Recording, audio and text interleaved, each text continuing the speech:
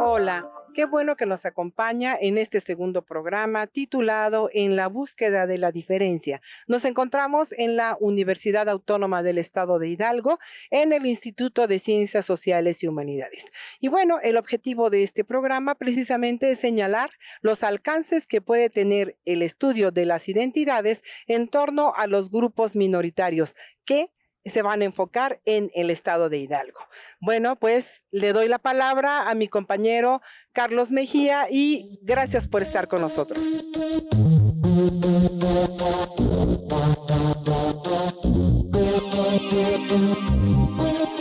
Buen día, estamos en la biblioteca del Instituto de Ciencias Sociales y Humanidades de la Universidad Autónoma del Estado de Hidalgo. Estamos en la ciudad de Pachuca, Hidalgo, con la intención de discutir una serie de temáticas referentes a la identidad. Este es un programa orientado y destinado a aquellas personas interesadas en estas temáticas y será expuesto principalmente por algunos estudiantes prominentes de este instituto y de la licenciatura en Sociología.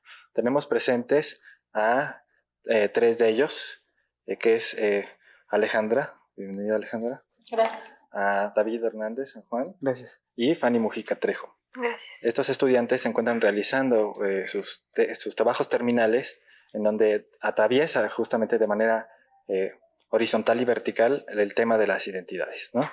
Para dar una introducción a esta temática, podemos decir que las identidades son una temática discutida en las ciencias sociales desde hace mucho tiempo. Ha sido abarcada desde la antropología, desde la sociología, incluso desde otras disciplinas que poco tendrían que ver con las ciencias sociales. Sin embargo, es una temática que no se ha agotado, que ha tenido muchos matices, que ha tenido bastantes vertientes, ¿no? Y que tiene bastantes discusiones, y por eso ese es el motivo de nuestra investigación.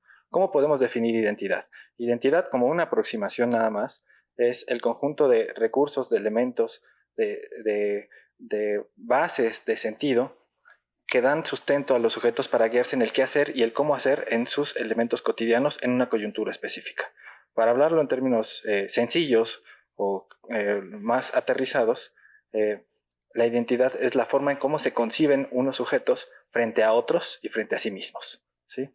Entonces, para introducirnos en esta temática, los invito a ver un video que refiere justamente una parte de estos estudios de identidad, que es con las identidades indígenas. Entonces, por favor, vean este video.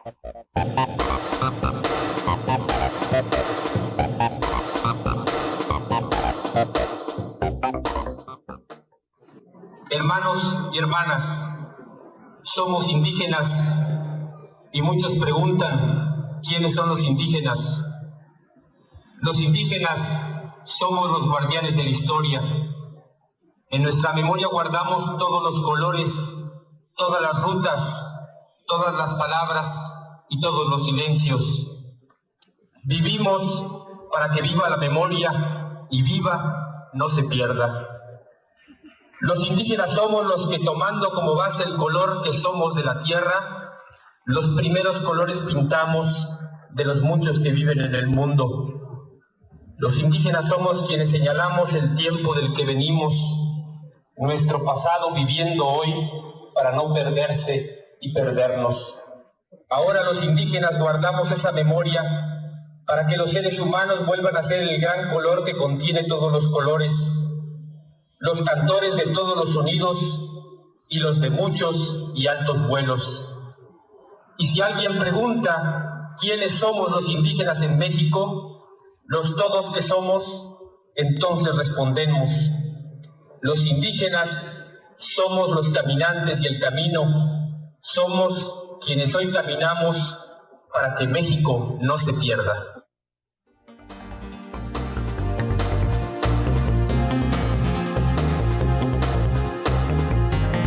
Bueno, después de haber visto este material, tenemos a una persona aquí que se dedica a este estudio desde una serie de matices distintos y que también son convergentes en parte a lo que se plantea en este ejercicio. David, por favor, ¿podrías comentarnos cuál es tu postura o qué es lo que has estudiado? ¿Cómo lo has estudiado la identidad indígena? Bueno, para entender las identidades indígenas tenemos que contextualizar un poco el concepto de la identidad.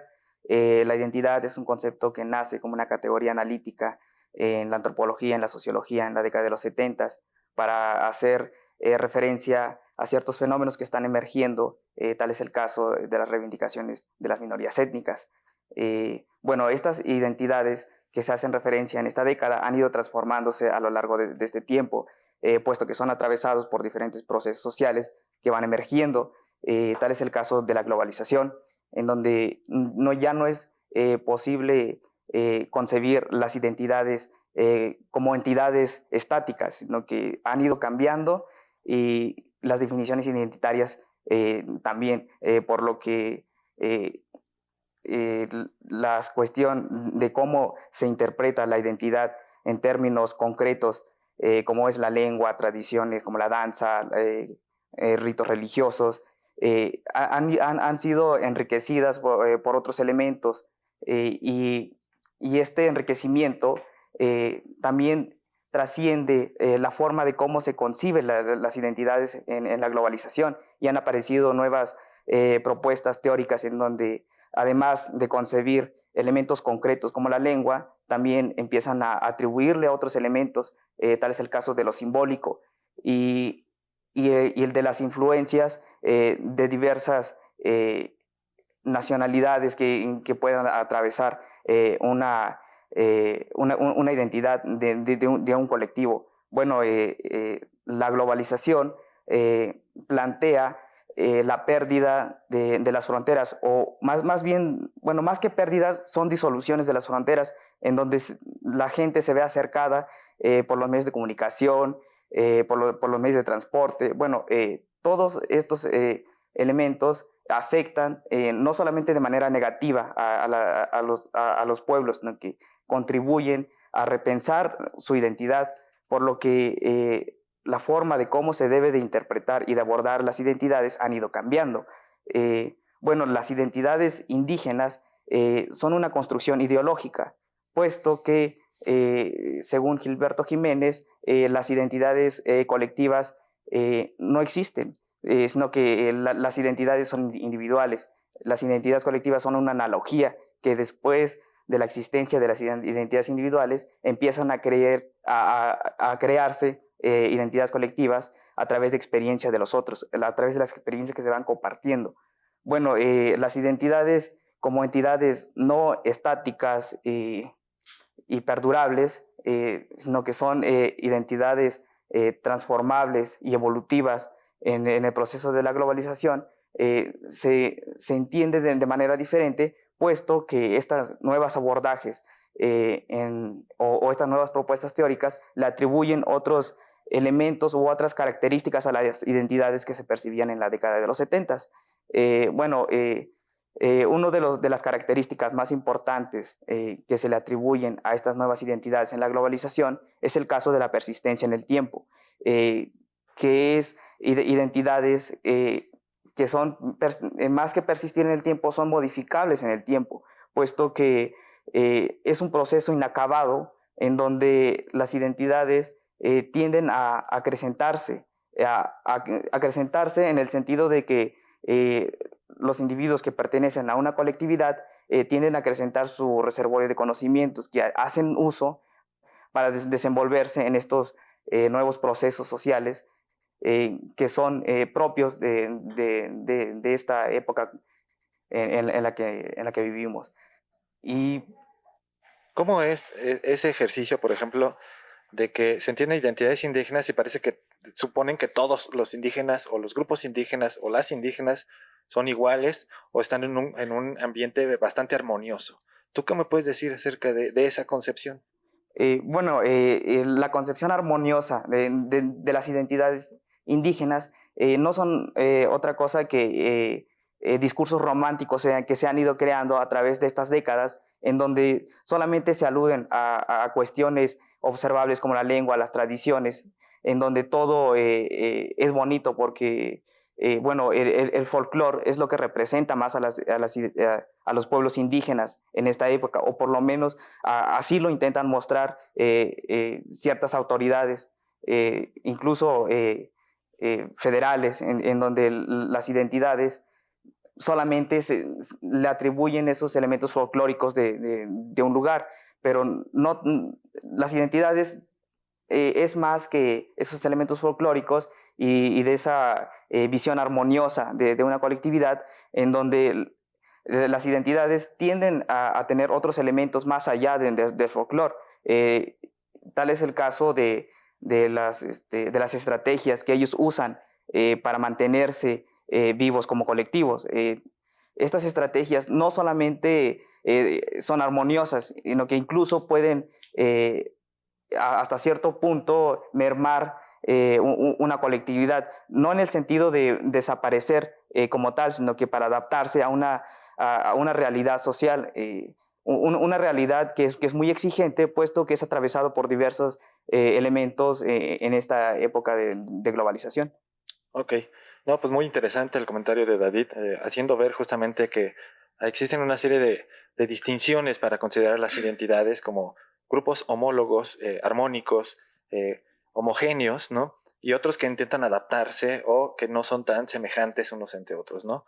Este proceso de la identidad indígena es un ítem de discusión y de análisis que va mucho más allá de una simple apreciación visual o, como decía David, basado en artesanías o en artículos que comúnmente consumimos en una salida a pasear, ¿no? También otro elemento que es importante explicar o analizar a partir de las identidades, pues también son las identidades de género, es decir, las identidades del ser mujer, del ser hombre, de incluso las identidades lésbicas o la homosexualidad. Para que nos platique un poco de ese tema, estamos aquí también con Alejandra, quien está haciendo un trabajo terminal sobre la lesbiandad y la maternidad, tratando de hilar esas dos nociones y dejando ver cuál es la concepción que estas mujeres tienen, estas mujeres con preferencias sexuales no heterosexuales, con respecto a la maternidad y cómo es que lo están construyendo o lo deconstruyen, ¿no? Ante eso, ¿qué nos puedes platicar, Alejandra? Bueno, pues gracias por estar aquí. Ante todo, para poder abordar lo que es la temática lésbica en relación a la identidad y a la maternidad, es necesario remontarnos un poquito al eje, que es el que guía mi investigación, que es el género, ¿no?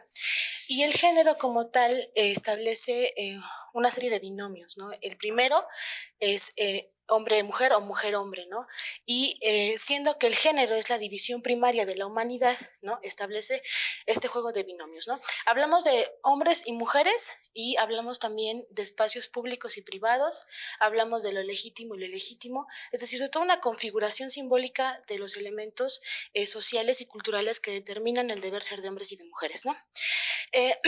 Como parte de este proceso simbólico, ¿no? El género marca determinadas condiciones, ¿no? Determinados lineamientos de comportamiento y establece una máxima, ¿no? En general, o más bien de manera colectiva, ¿no? Se establece una máxima heterosexual, es decir, una norma que establece el deber ser de hombres y de mujeres respecto a su sexualidad, ¿no? Es decir, que solamente existe una complementariedad entre hombres y entre mujeres respecto a la cuestión de la sexualidad, ¿no? En el caso de las mujeres, por ejemplo, que es lo que a mí me interesa abordar más que otra cosa, la heterosexualidad como norma derivada de este orden social de género existente en nuestra sociedad y en muchas otras sociedades, ¿no? Que a su vez deriva de una identificación, una diferenciación sexual genital, ¿no? Al momento del nacimiento, es muy importante. ¿Por qué? Porque a través de eso se va a dar toda una ramificación, ¿no? En el mismo género femenino que va a tender a una diferenciación entre las mujeres que se asumen como lesbianas y las mujeres heterosexuales, ¿no? Políticamente hablando, ser mujer ya implica una cuestión de desventaja social, ¿no? Ante un orden social de género, ¿no? Pero las mujeres lesbianas se ubican externamente como mujeres en una posición de desventaja, ¿no? Pero internamente en una posición también de desventaja dentro del género, ¿no? De manera general, por ejemplo, se establece a partir de lo que es la identificación, ¿no? De lo femenino, ciertas características de cómo deben de ser las mujeres, ¿no? Las mujeres en general. Hay como un modelo ideal de la mujer ideal, valga la redundancia, ¿no? Que establece justamente características.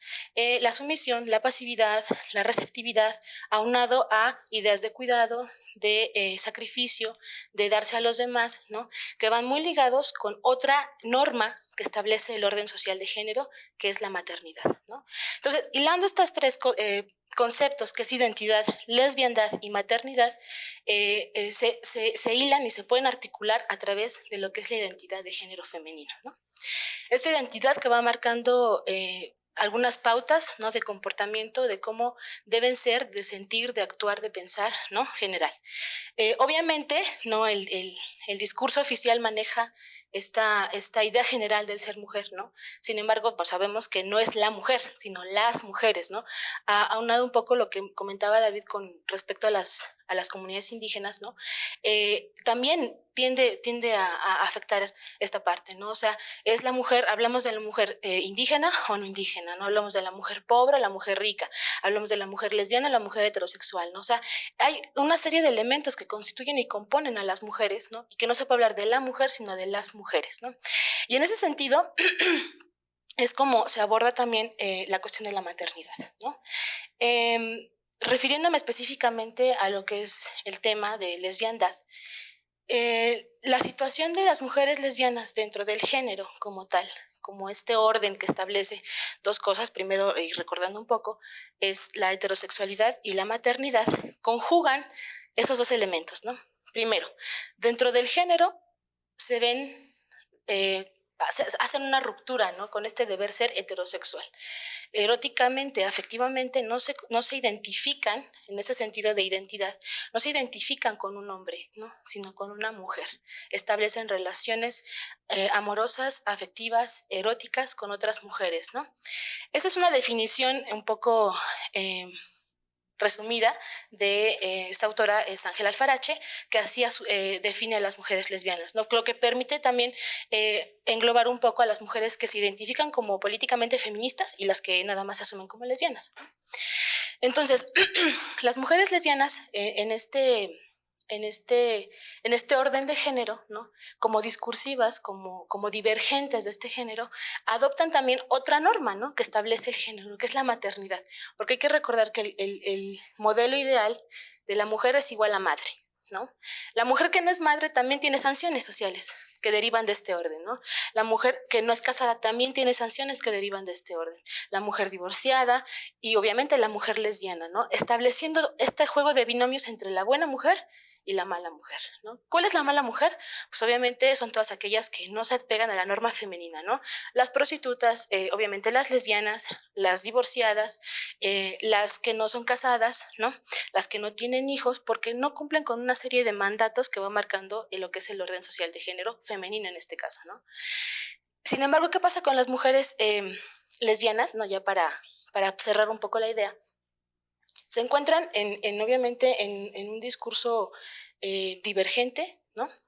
Y también asumen la maternidad como algo específicamente de lo femenino, pero ejerciéndolo en una cuestión de lesbiandad, ¿no? Es decir, no en correspondencia directa con un hombre, sino con una mujer, creando así nuevos espacios familiares, núcleos familiares que para mi punto de vista y de acuerdo a mi investigación, no distan mucho de los esquemas heterosexuales, ¿no? Esa es un poco la contradicción. Entonces, a manera de conclusión en general, y bueno, el tema es muy amplio y es muy rico y es muy interesante. Tiene muchos elementos étnicos, elementos de clase social, elementos, económicos, sociales y políticos.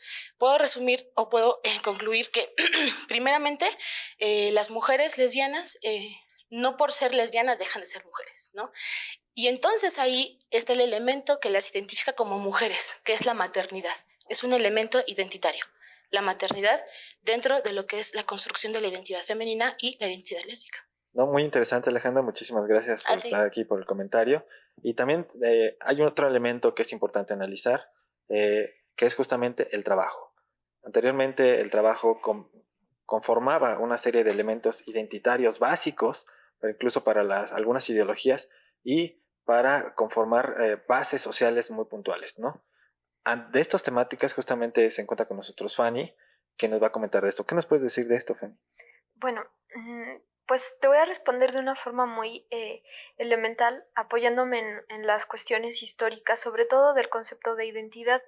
Primeramente, como ya bien lo mencionabas tú al principio, no es un concepto nuevo en las ciencias sociales, ¿no? Es un concepto que ya tiene una tradición larga, pero que actualmente ha tenido un auge, ahora sí que un nuevo auge, debido a que se habla mucho de las identidades.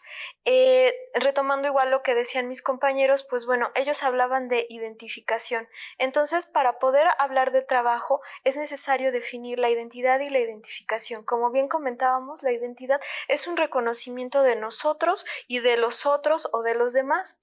Pero bueno, sobre esta cuestión se ha hablado mucho de que la modernidad como momento histórico toma en cuenta a la identidad de forma unívoca. ¿Qué quiero decir con esto? Que se asume ese reconocimiento de los otros en nosotros, pero a partir de un yo, de un individuo. Y ese individuo es el único, el potenciador y generador de las estructuras, pero estas estructuras se quedan estáticas, ya no se estudian. Entonces existen autores, bueno, en este caso el autor que se está manejando para poder hablar de esta cuestión es Maffesoli. Él nos dice que sí, si bien hay un individuo que estructura, pero esa estructura también ayuda a la conformación de los individuos, lo cual quiere decir que esta lógica moderna se ha basado en el individualismo, pero este individualismo tiene una dualidad. ¿Por qué? Porque un individuo pertenece a un todo. Entonces, al individuo pertenecer a un todo, también ese todo lo conforma y lo determina.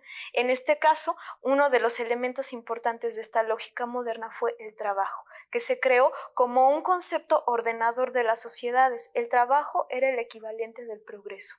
Entonces, al momento de ser el trabajo el equivalente del progreso, configuró una ideología propia. Esta ideología propia permeó a grupos y a ciertos individuos, y de ahí se crea lo que tú comentabas, las clases, ¿no? Se crean las clases, en este caso la clase obrera, que fue de las que muchos se han hablado.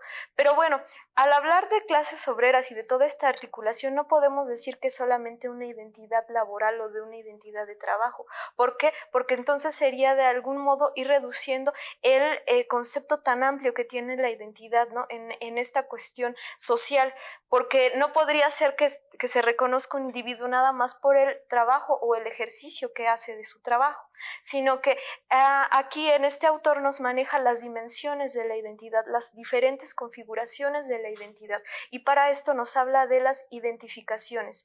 ¿Qué quiere decir con las identificaciones? Las diferentes articulaciones de las personas, de los individuos para conformarse como personas. ¿Qué es lo que quiere decir? Que en este caso la identidad social es una y se va a quedar como tal. Todos pertenecemos a un todo, que en ese caso sería la sociedad, y una dimensión de esa identidad social es el trabajo, en este caso la clase social, ¿no? Bueno. ¿Cómo se configuraba o qué determinaba la clase o la pertenencia a una clase social, la identidad? En este caso son los ejercicios propios, las prácticas propias, es decir, la identidad laboral o la identidad de clase se daba por el lugar del trabajo en el que te desempeñabas. En este caso, el ejemplo clásico de los obreros es la fábrica. Si vas a una fábrica, por tanto eres obrero y ya tenías una identidad laboral, eras un obrero. Pero en este caso, en el contexto posmoderno, sí, la identidad se asume a partir de que tú eres parte de la sociedad, pero sus ejercicios son identificaciones. En este caso, el ejercicio de identificación sería el trabajo en el que estás. ¿Por qué hablar de identificaciones? Porque las identificaciones son las diferentes articulaciones de la identidad, porque la identidad está en dimensiones. Se puede decir que está fragmentada, pero esa fragmentación conforma un todo. Entonces, si tú tienes una identificación de trabajo, es en un momento dado, en un horario específico, pero no es lo que determina toda tu vida, ni que sea ahora sí que constante, ¿no? Porque a lo mejor en el momento en el que sales de trabajar ya no estás pensando en el trabajo, sino te enfocas en otras cosas. Por eso hay diferentes identidades. Como bien lo hablaba Alejandra, las identidades lésbicas. Puede haber una persona que sea lesbiana y trabaje, y no por eso ya se está coartando sus dimensiones de la identidad. Es lesbiana, trabaja en alguna empresa y se van configurando las diferentes dimensiones de la identidad.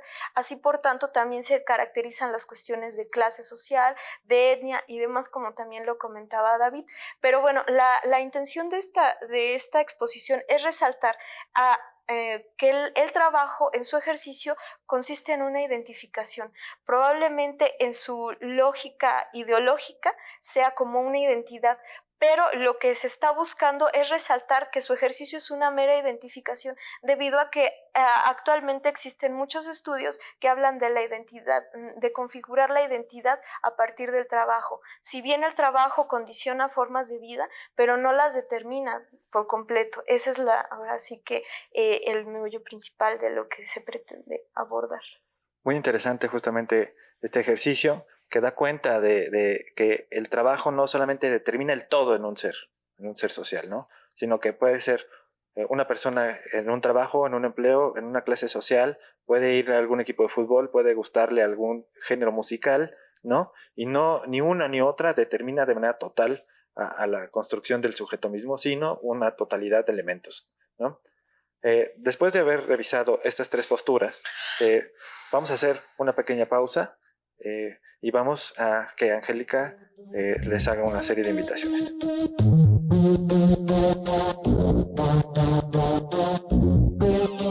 Pues agradecemos al maestro Carlos Mejía y al equipo de alumnos su participación en este programa. Y les recuerdo el correo de voz en 5622-8720 y el 5622-8718. También, si quiere contactarnos vía correo electrónico, estamos en mirador@cuaed.unam.mx. Y si quiere volver a ver este programa, lo puede hacer a través del portal http://mediacampus.cuaed.unam.mx. Pues pasamos al corte y no se vaya, aquí lo esperamos.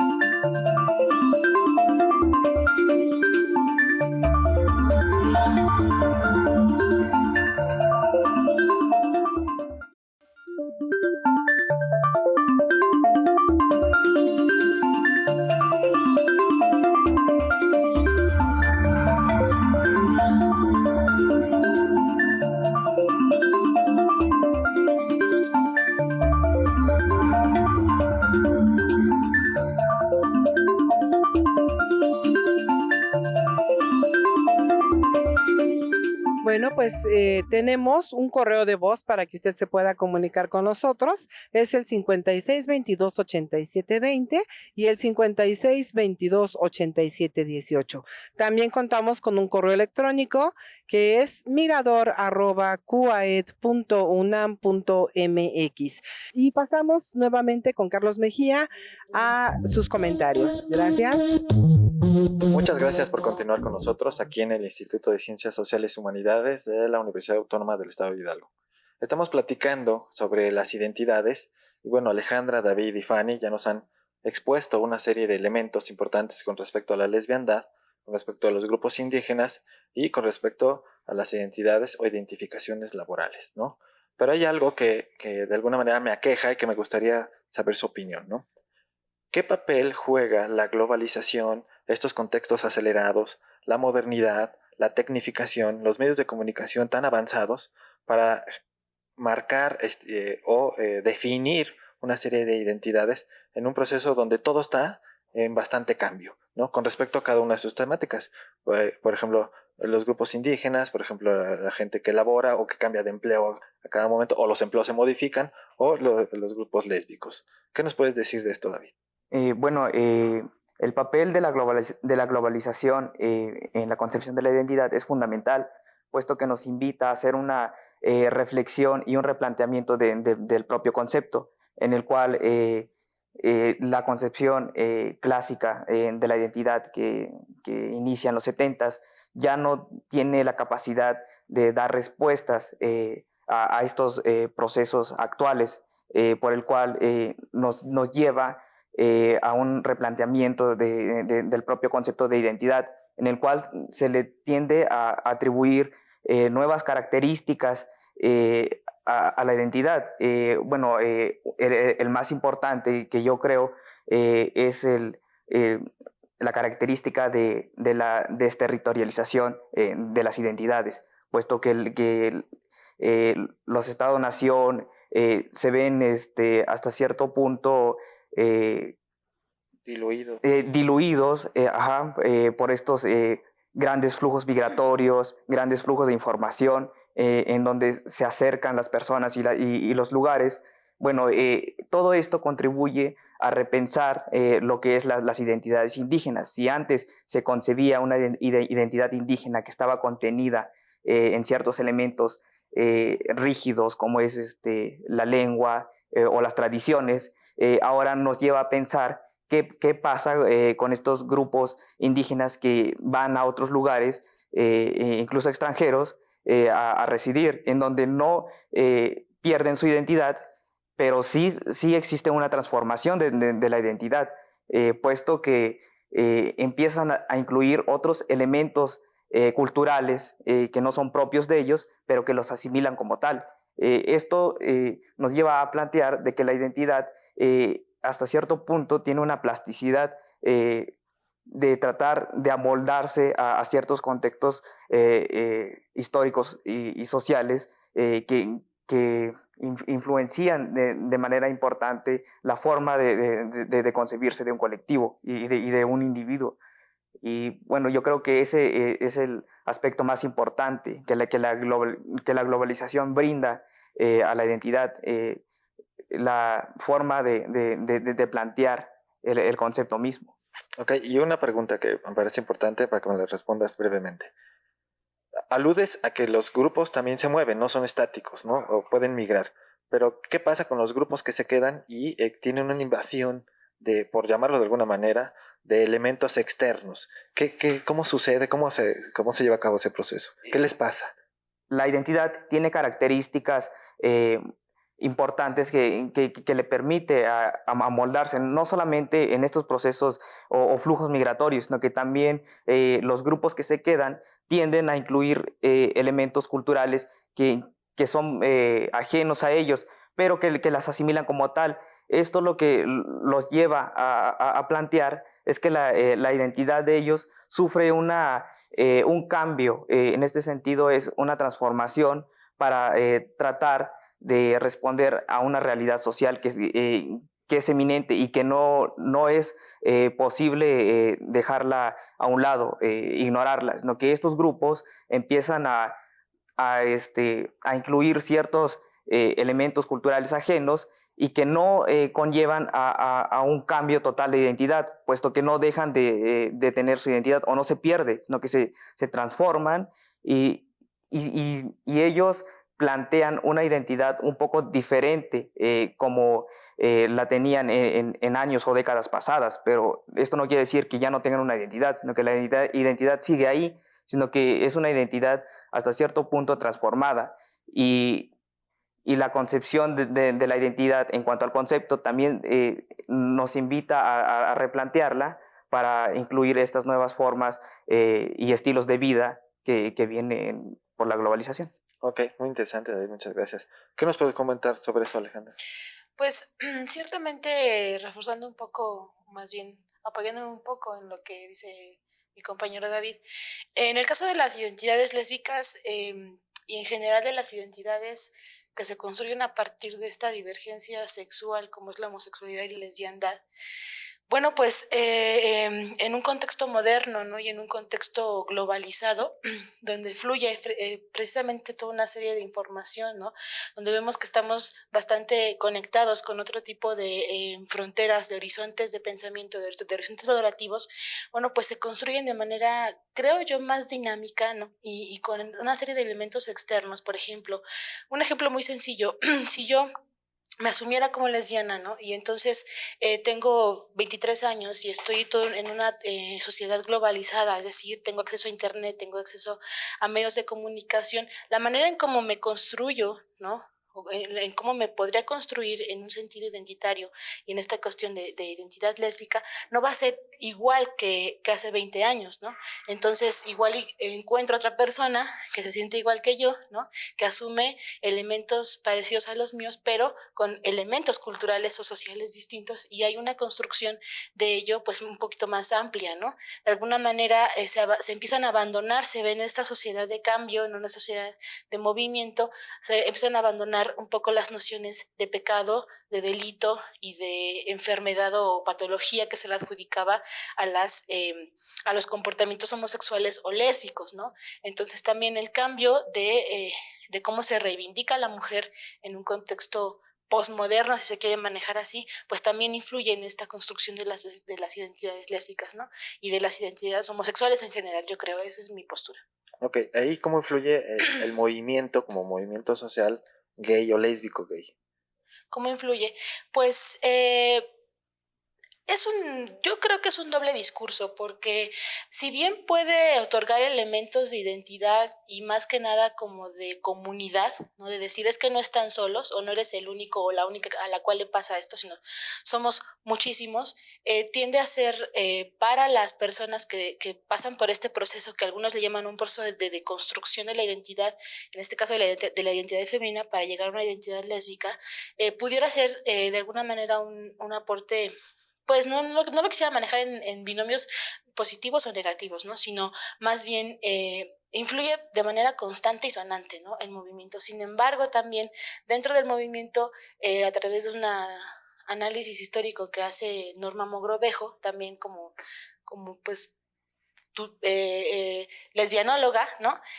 Hace referencia a estas fracturas del movimiento y también a estas rupturas y estos movimientos de identidad que se hacen a través de los movimientos sociales, ¿no? Y que tienden a incluso a decepcionar un poco a las personas que se integran a esos movimientos, ¿no? Entonces, yo creo, y es mi particular punto de vista a través de esa investigación, que es una identidad que parte del aspecto individual, tomando características colectivas, pero que es un proceso que va llevando de la mano una característica individual, ¿no? También. Ok, muchas gracias.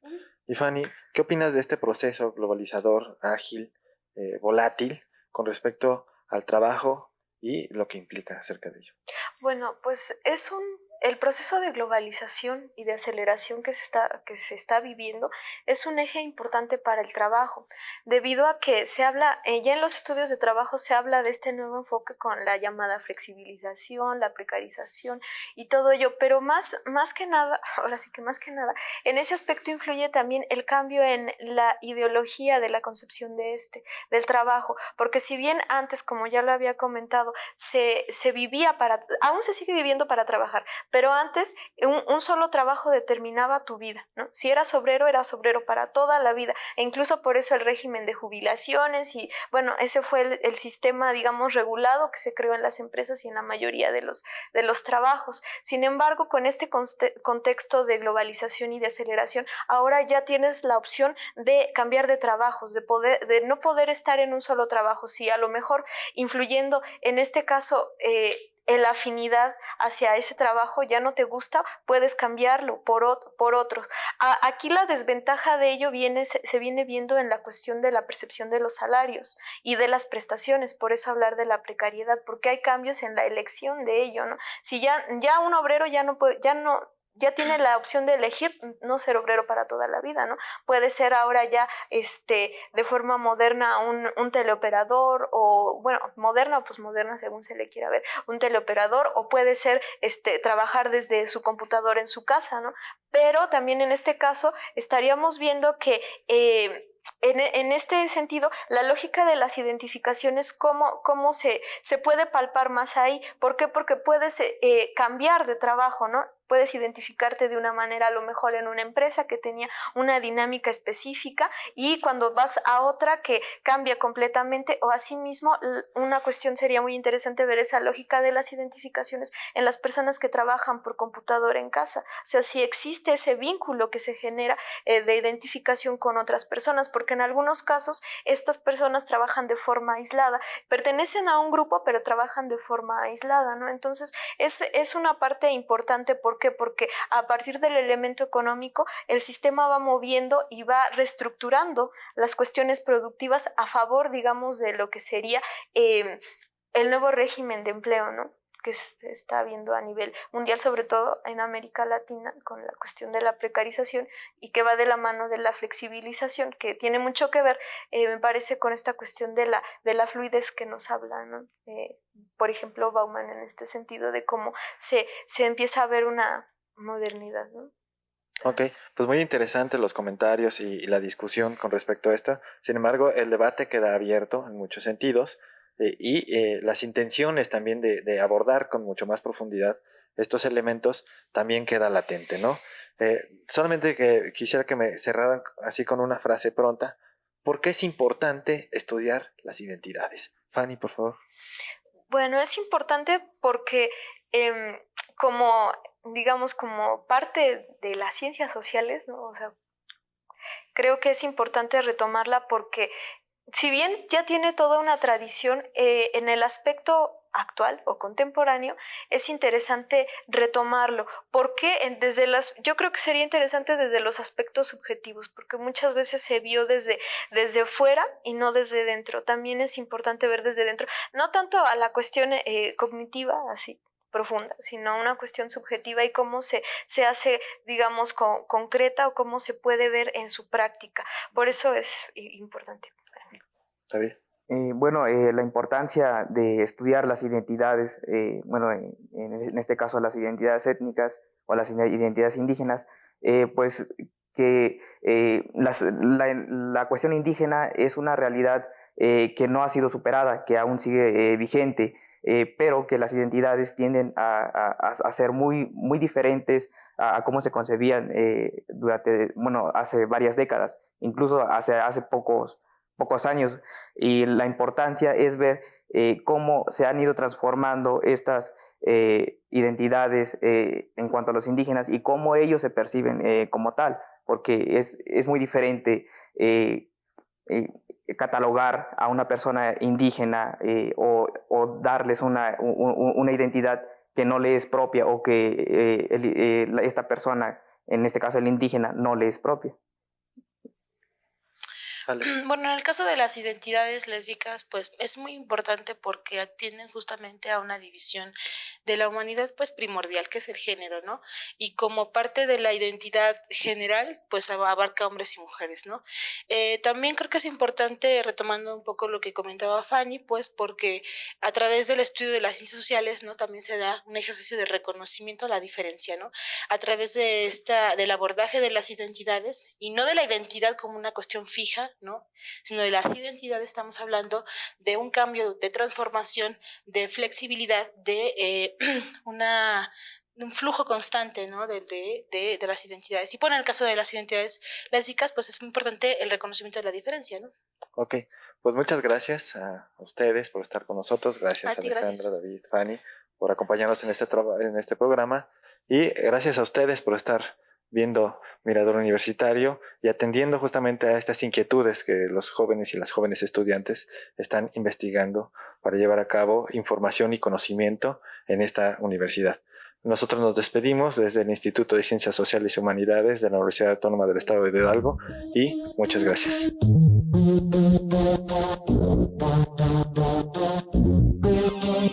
Pues agradecemos Agradecemos la coordinación de este programa al maestro Carlos Mejía Reyes, a la doctora Karina Pizarro Hernández, al maestro Adrián Galindo Castro. También agradecemos los comentarios recibidos en el buzón de voz y los correos electrónicos.